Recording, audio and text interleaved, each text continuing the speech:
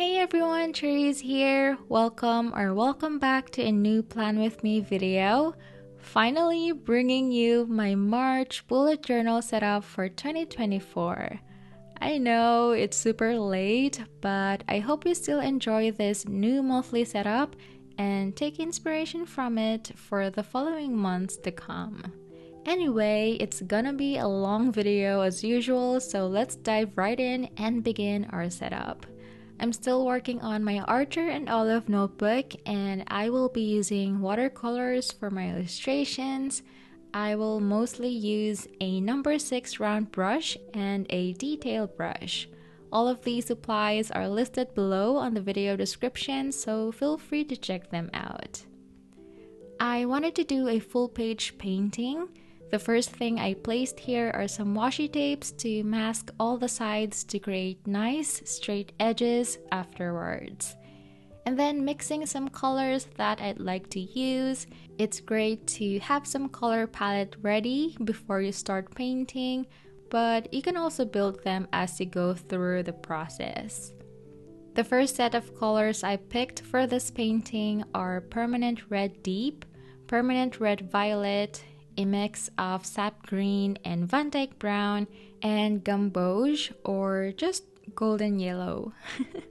Now we're going to use this small detail brush to paint the foreground elements, which are flowering vines and leaves. My theme this month, by the way, is inspired by the 16th century Italian fresco style paintings with lots of flowers, landscapes, and structures. I was looking into a lot of pictures online, and I love the antique vibes and dreamy spring sceneries. I had a different theme in mind, but I think this one's perfect. So here we're painting the flowers and leaves in a very loose way. These are very small flowers, so focusing on the petal details are not really necessary. We're using reds, purples, and yellows to randomly arrange these flowers and little leaves around them. And we're doing these tapping motions to paint them. We will be painting an arched window later, so the placements of our florals are kind of following the shape of the arch. You can see some of my pencil marks here, and I always like to have a guide before painting so I can just focus on this step, especially if I know it's gonna take long to film. Most parts will have clusters of flowers, but we can also just paint some leaves. I'm only working on the left side of the illustration on camera. The flowers are mirroring the other side of the arch anyway, so I didn't include the process for that anymore, but I hope you get the idea, and it doesn't need to be as exact as the other side.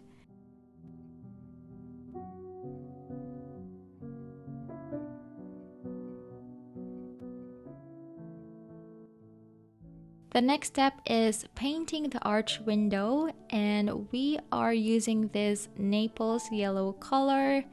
Make sure to prepare lots of it on our palette, and then using our round brush, we are taking a light consistency to paint the base of the wall. It looks really subtle here, but you can also do this layer from the get-go and just paint the flowers on top using more pigment so they don't mix in with the background color, or in this way. We're just carefully painting the white spaces on the outer areas of the arch as well as the cement railings across. Once it dries, we can add the second layer with more pigment. This looks more peachy, but this will be for the shadows and will help build dimension. You will start seeing the shape and texture come together. In my style, I like to move my brush around a lot to create textures, but I'm also feeling real textures on the page because, like I said before, this new Archer and Olive paper are coated and they start to rub off by the way I apply my brush. I don't know if you can see the little beads. I just patiently wipe them off but my struggle to paint in these pages is still here, that I'm starting to want to migrate to a new notebook with uncoated pages already. Even if I genuinely love the design and the brand itself, I just really prefer their previous uncoated paper.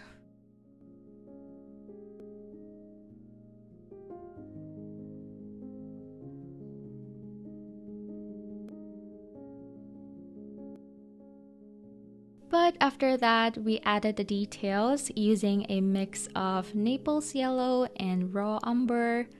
Our arch has this ornate or decorative moldings, so those are what we are emphasizing in this step.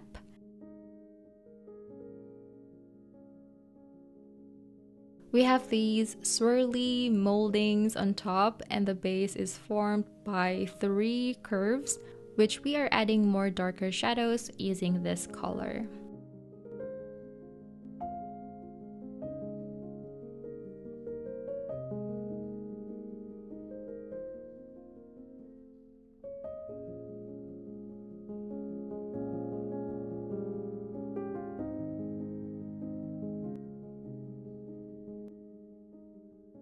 Working our way to the pier, and then we also have these curve moldings on the middle that kind of look like earlobes. I don't know the right term for that, but yeah, it looks like that.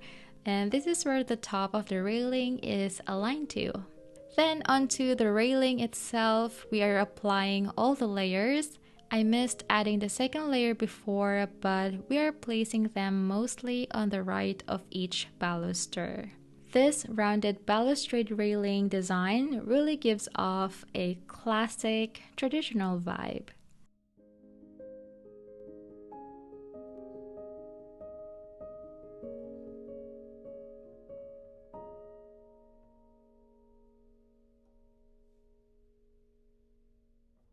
Now that we are done with our arch, let's paint the center, which is a vase full of flowers. We painted the vase using the same Naples yellow with a hint of red, and then the shadows and details using raw umber. Next are the flowers. We are painting some roses in 2 colors. We start with the round base shapes.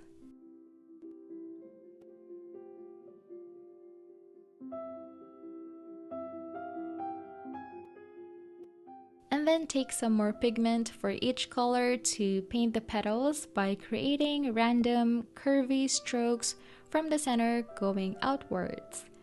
We don't need to load our brush too much. As the paint slowly empties the brush, we can just continue making these strokes to create faded petals on the outside to make it look natural.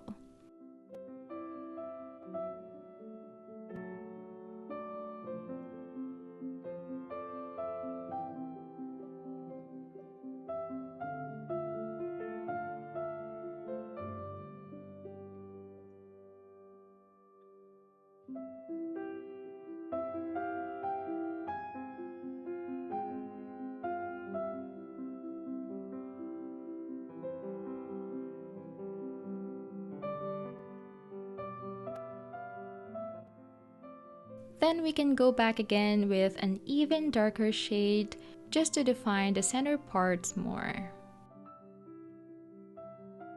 We are also painting another flower variety. We have these delphiniums in between the roses. We're painting them with tapping motions, creating a cone shape-like appearance. And then we surround them with a bunch of leaves. I know I already told you that uploading my March Plan With Me video will be late, but in case you would like to know more of the details, I traveled to the city to display my stickers and art prints in my first local partner store. Again, I underestimated the time that it needs for me to do all the things that I needed to do. For example, they have their packaging requirements, and it's not easy.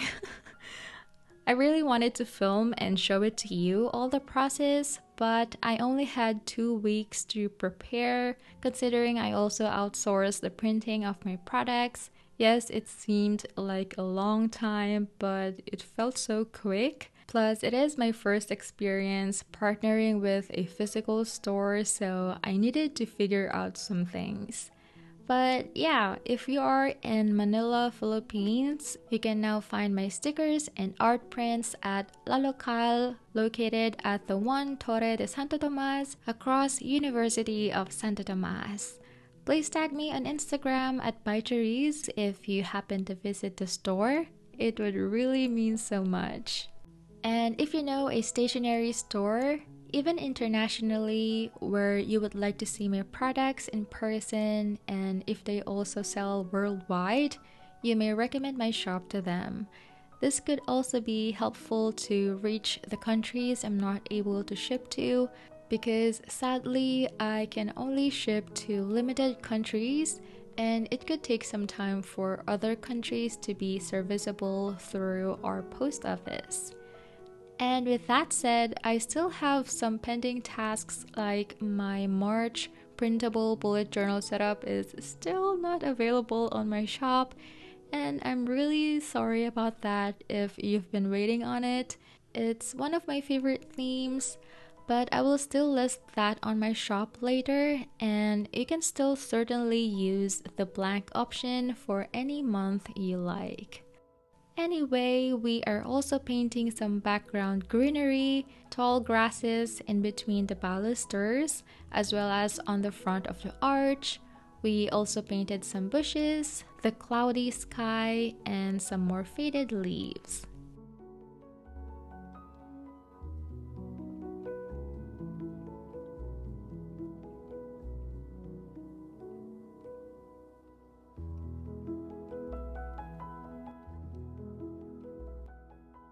Alright, once we are done with the painting, we can now remove our washi tapes. Then we can add our monthly title using these uppercase alphabet stamps and stamp the letters of March at the very bottom underneath the railings.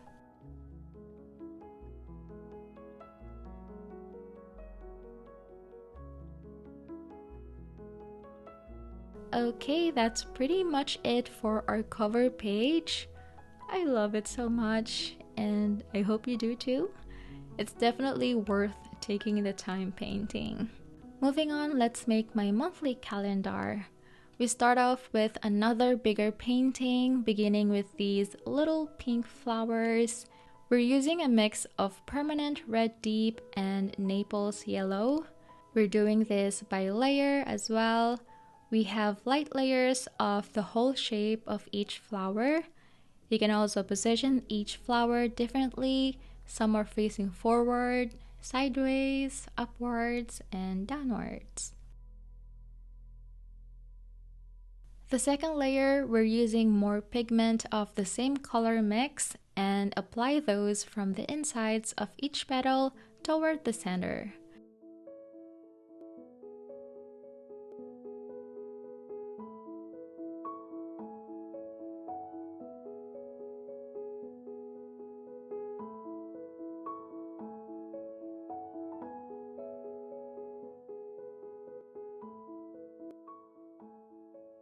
And then the center of each flower using light oxide, or you can also use burnt sienna. When we're done with the flowers, we're painting a bunch of leaves around them too.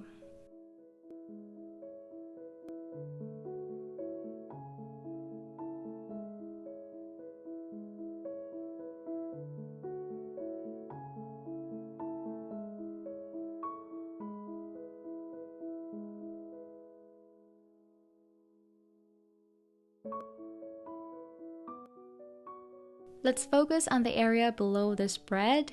We're painting another bunch of flowers, and we're doing some roses for a bit of variation. We start with painting these small cream color round shapes, and then using our detail brush, we can paint the petals, which doesn't really look like petals because we're just painting them loosely and they are so small too.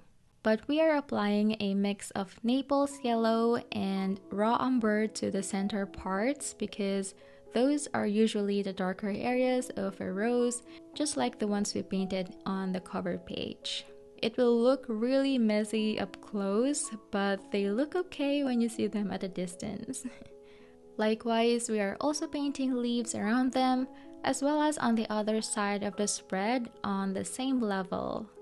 We're using a darker shade of green this time, a mix of sap green and Payne's gray.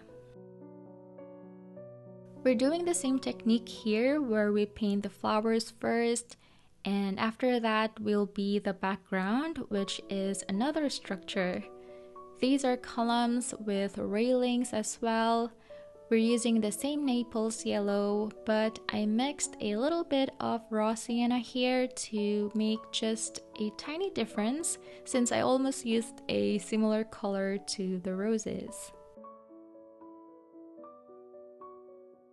We're painting one column on the far left and two columns over the right hand side. There is also a pediment on top, which is a low-pitched triangular gable. This style is originally found on temples in ancient Greece and Rome. They are commonly found above windows and doorways in residential architecture. But anyway, I also want to share with you about the theme or what a fresco art style is if you're not familiar with it yet. A fresco painting is a work of wall or ceiling art created by applying pigment onto a thin layer of plaster. Its title translates to fresh in Italian, as a true fresco's intonaco is wet when the paint is applied. Fresco is celebrated as one of the most significant mural making techniques in the history of art, though most commonly associated with the art of the Italian Renaissance. The painting technique has been around for millennia, inspiring ancient and contemporary artists alike. Created by painting directly onto plaster, frescoes offer a permanence not found in other forms of art. Unsurprisingly, muralists favor this durability, as illustrated by well-preserved masterpieces, including the Roman frescoes of Pompeii and famous Renaissance paintings like Michelangelo's world-famous Sistine Chapel ceiling. If I ever have the chance to visit Italy, seeing these pieces in person would be in my activity list. Okay, back to our spread. There are also baluster railings here, which I just noticed I wasn't able to complete all the details, if you can see.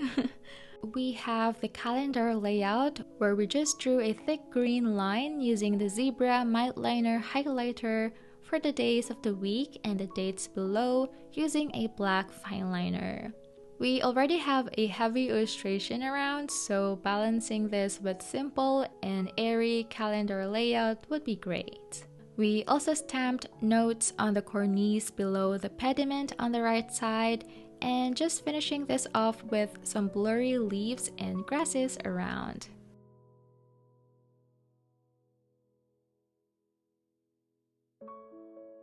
Up next is setting up my monthly plans and habit tracker spread.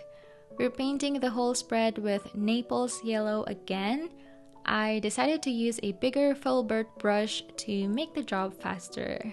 This will be an interactive layout. The design is inspired by decorative wall panels. The end result actually looks more Victorian than Renaissance, but you will see later, and it's up to you what era it looks like.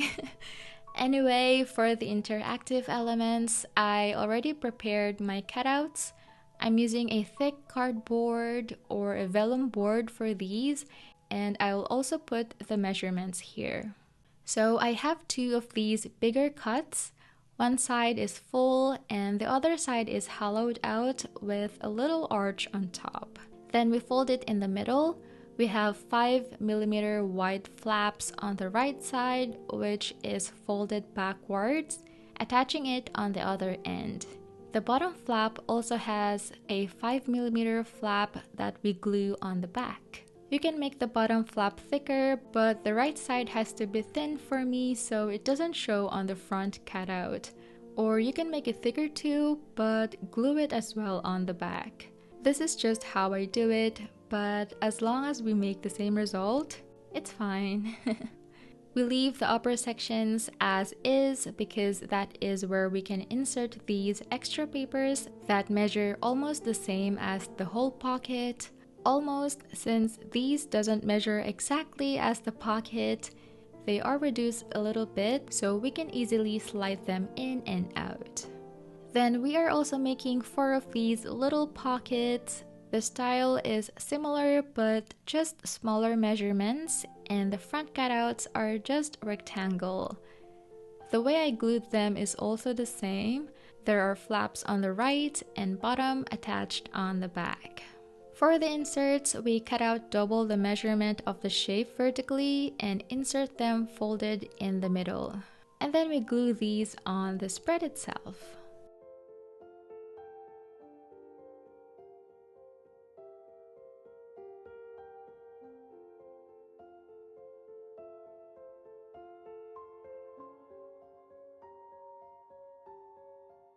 Now painting continues here. Let's work on one of the bigger pockets. We're painting different colors of roses here using our small detail brush and the same color palette to keep everything cohesive. So this time our flowers will look more detailed because each bloom are bigger than the ones we painted previously. Sketching the flowers is also helpful to have a guide to see the separation of each petal. We painted the initial or light base layers for all of them. And then the next layer will be a bit more darker shade that is applied in between the lines or in between each petal. You can see a bit of dimension building up as we add another darker layer on the same areas, and you can try blending these shades a bit outwards so they don't look harsh. The top yellow flower will be easier to paint as it is not a full bloom, but you can paint this differently. After that, we are painting these brown stems. We are using burnt sienna for the base and burnt umber for the shadows. Then a bunch of leaves around the flowers too.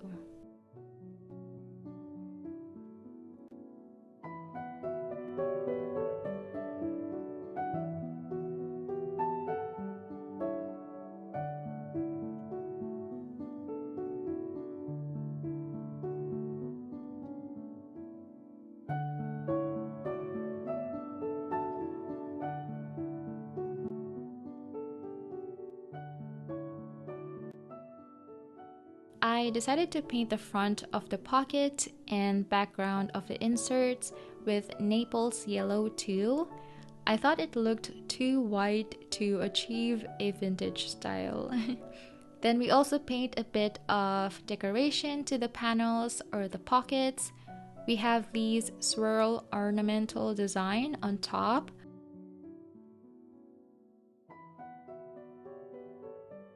Lines framing the whole shape of the cutout.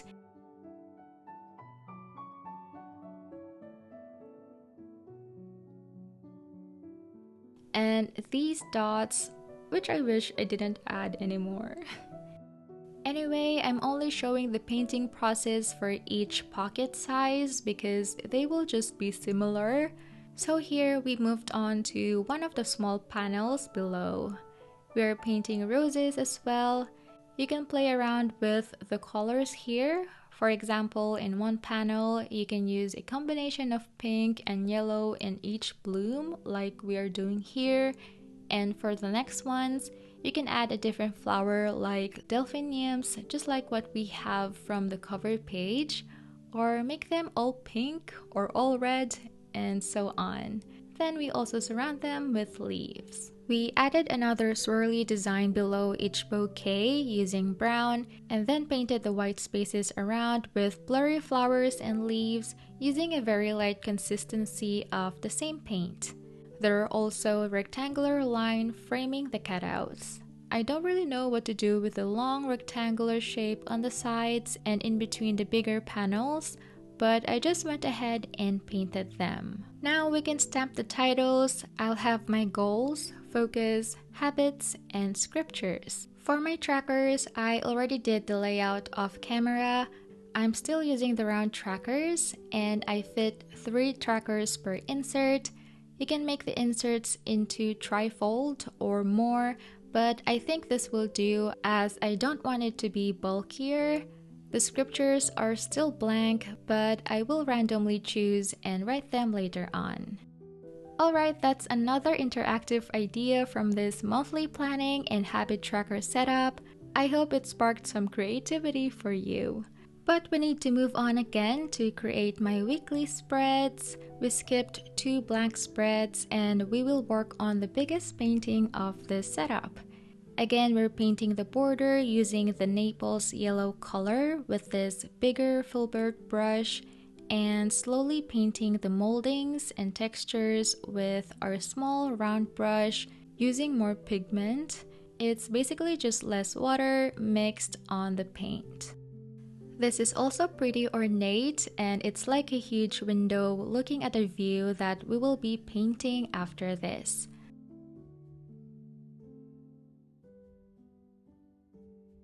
We have these curvy or swirly shapes again on the top corner. Then these irregular shapes stacked together on the sides. They're like sliced mushrooms. That's just the best way I can describe them.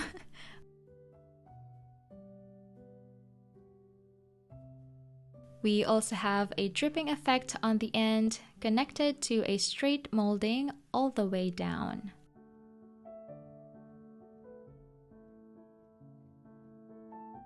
Then a decorative piece as well on the top center, but apart from this, all the moldings we painted on one side will appear on the other side like a mirror. So again, I didn't include the footage anymore.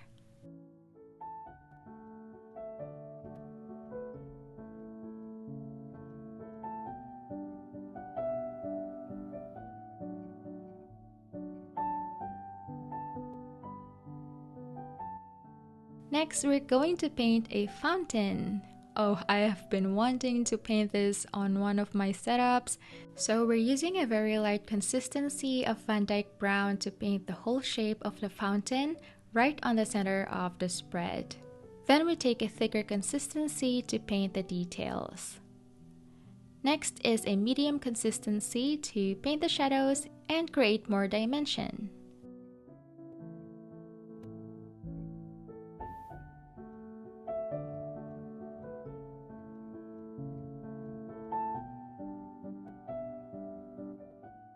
The water surrounding the fountain is painted with indigo and ultramarine mix, and then outlining the shape and the ripples on the water with Payne's Gray.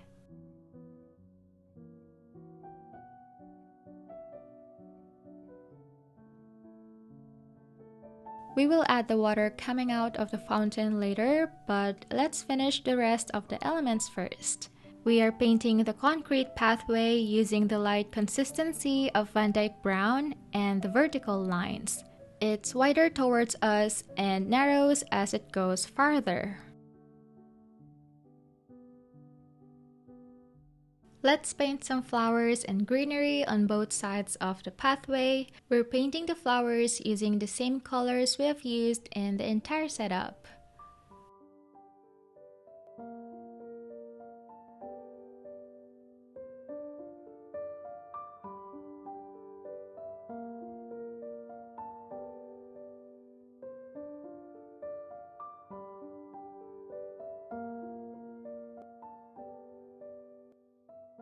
I'm a little bit on a rush on this one, so I painted them really loosely, especially for the bigger grasses and leaves around the flowers. I used different shades of green here. We have a cooler green on the front and warmer green for the bushes behind. We're only painting the flowers on the corners and then grassland to the end of the pathway. I also painted balustrade railings here off camera and then added some more grasses that are growing in between the pathway. There are also a couple more bushes on both sides of the railings, just using a different shade of green again so they don't kind of blend in all together. Next are sloped grassland and tall trees, which are conical evergreens, making up the spaces in this area of the spread. Just like the pathway, the trees that are toward us are bigger in perspective and go smaller and smaller as it goes farther. Again, I'm doing this symmetrical to the other side. It may look totally intimidating by the size of the final result, but I hope seeing my process makes it approachable if you want to try painting something like this. The only thing that is not symmetrical here are the clouds in the sky. There are so many ways to paint clouds, but remember we are not trying to achieve anything realistic, so I started with fluffy lines, and from those lines we add more blue paint and blend them upwards. Depending on how much cloud we want to see in this painting, we want to preserve the white spaces and just paint the blue sky around those. We can also vary the value. There are darker or bluer parts, and then there are also soft parts. But creating the bluer areas will define the shape of the clouds even more, but just don't do it much that they will look a bit harsh. We are doing a midday sky, so we also added a hint of yellow around the middle. Finally, we can add the water coming out of the fountain using this white gel pen. The next step will be cutting the scenery from the frame using an X-Acto knife, as well as the blank pages next to the painting. I know it's tedious, but I still did it, but off camera because I needed to look closely and making sure I'm cutting it correctly. So here they are.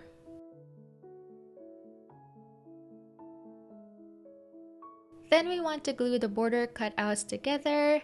I thought it's better this way so that the border painting will still be on the same level when I flip back the scenery. I hope that makes sense.